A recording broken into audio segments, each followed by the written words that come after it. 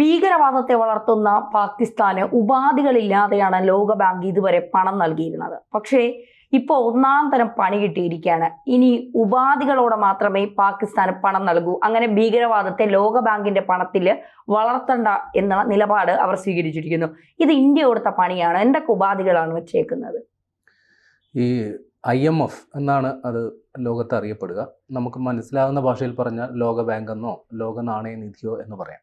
സാന്ദർഭികവശാൽ നമ്മുടെ കിലുക്കം സിനിമയിൽ ഒരു രംഗം പറയുക, നമ്മുടെ ജഗതി ആശുപത്രി കിടക്കുന്ന സാധനം ഉണ്ടല്ലോ, ഇനി ഒന്നും ഇളകാനില്ല, സകലതുവരെ അടിച്ചിളക്കി. അപ്പോൾ ഇന്ത്യ ഓപ്പറേഷൻ സിന്ദൂറിൻ്റെ ഭാഗമായി സകല അടിച്ച് ഇളക്കി ഇട്ടിരിക്കുന്ന ഒരു അവസ്ഥയിലാണ്. പിന്നെ മിസൈലൊന്നും ഇല്ലെന്നും കൂടി ജഗതി ചോദിക്കും, ഇത് മിസൈലും ഉണ്ട് ഇവിടെ. അപ്പോൾ അങ്ങനെ ആകെ നട്ടം തിരിഞ്ഞിരിക്കുന്ന സമയത്താണ് അവർക്ക് ആശ്വാസം എന്ന നിലയിൽ ലോക ബാങ്ക് അല്ലെങ്കിൽ ലോക നാണയ നിധി അവർക്ക് ധനസഹായം നൽകിയത്. IMF അവർക്ക് ഏതാണ്ട് കൃത്യമായി പറഞ്ഞാൽ ഒരു IMF സഹായം ദീർഘകാല വായ്പയായിട്ട് $102 കോടി അനുവദിച്ചത്. അതായത് നേരത്തെ ഒരു $700 കോടി സഹായധനം അവർക്ക് കൊടുത്തിരുന്നു. അതിൻ്റെ രണ്ടാം ഗഡു തുകയാണ്. അപ്പോൾ ഈ പണം അനുവദിക്കുമ്പോൾ നേരത്തെ തന്നെ കുറേ ഉപാധികൾ ഉണ്ടായിരുന്നു. ഇപ്പോൾ ബോണസായിട്ടൊരു 11 കൂടി നമുക്ക് കൊടുത്തിട്ടുണ്ട്.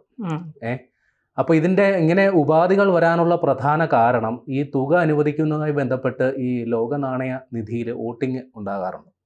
അപ്പോൾ ഇന്ത്യ അടക്കം അതിനെ ശക്തമായി എതിർത്തു. കാരണം ഇന്ത്യക്ക് കൃത്യമായ ബോധ്യമുണ്ട് ഈ പണം എന്താവശ്യത്തിനാണ് പാകിസ്ഥാൻ ഉപയോഗിക്കുന്നതെന്ന്.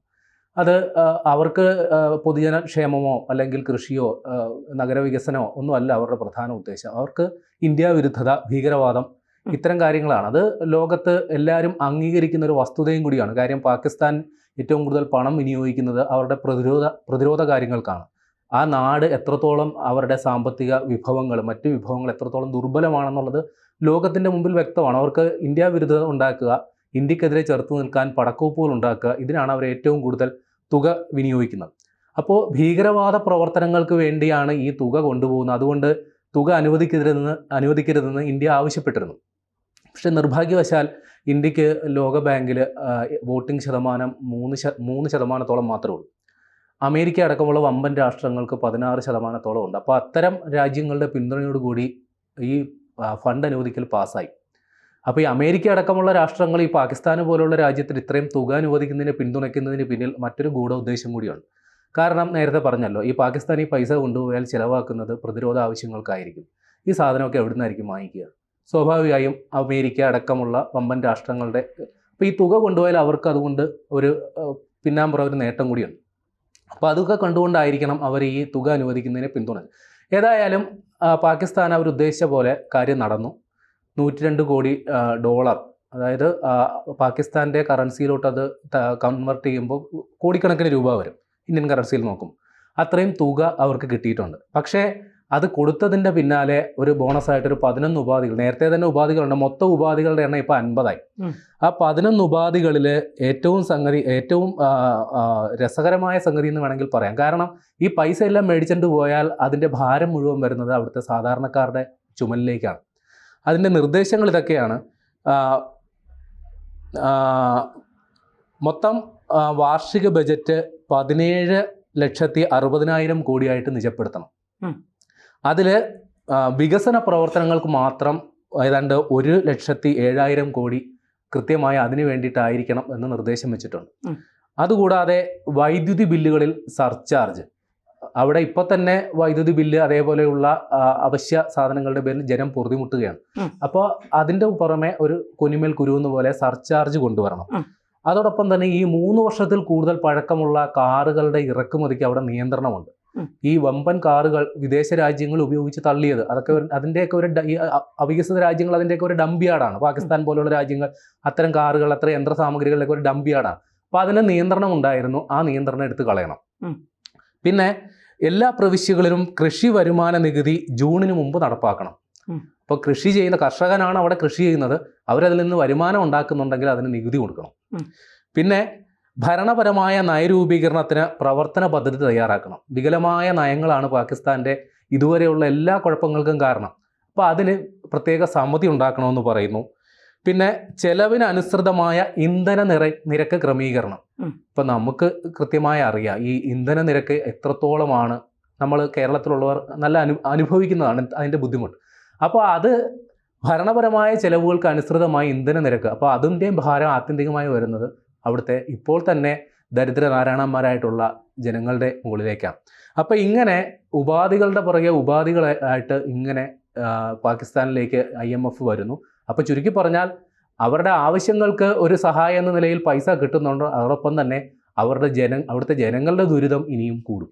അതെ, ഈ നമ്മളെപ്പോഴും വിചാരിക്കും എന്തിനാണ് ഈ ഭീകരവാദികൾക്ക് ഈ ഭീകരവാദത്തെ അന്നം കൊടുത്ത് വളർത്തുന്ന പാകിസ്ഥാന് IMF എന്തിനാണ് ഇങ്ങനെ പണം വാരിക്കോരി നൽകുന്നത്?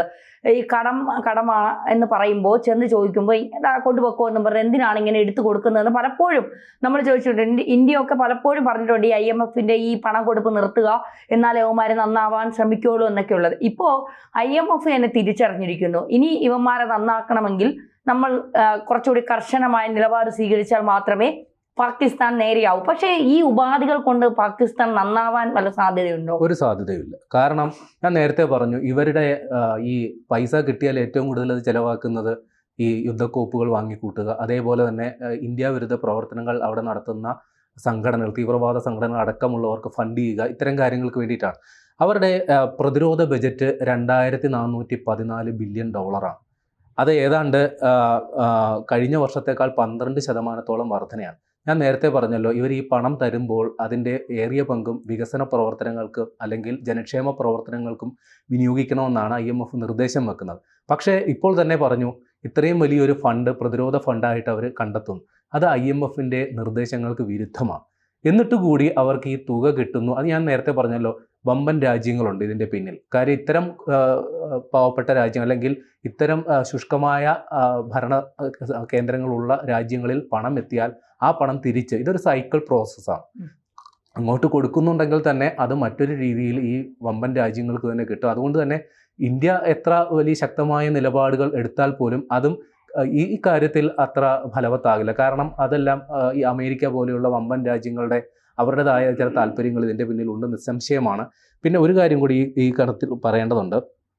1958 മുതലാണ് ഈ പാകിസ്ഥാന് ഈ ലോക ബാങ്ക് സഹായം കിട്ടിയത്. കാരണം അന്ന് പാകിസ്ഥാൻ്റെ അവസ്ഥ ദയനീയാവസ്ഥയായിരുന്നു. കാര്യം ആ രാജ്യം രൂപീകരിച്ച് പട്ടിണിയും കൊടിയ ദാരിദ്ര്യവും മറ്റ് ആഭ്യന്തര സംഘർഷങ്ങളും ഒക്കെ നിലനിൽക്കുന്ന ഒരു രാജ്യത്തെ ബിൽഡ് ചെയ്തെടുക്കാൻ, ആ രാജ്യത്തെ രൂപീകരിച്ചെടുക്കാൻ സഹായം എന്ന രീതിയിലാണ് ഈ പറയുന്ന ലോക ബാങ്ക് ആദ്യമായിട്ട് സഹായം കൊടുത്തത്.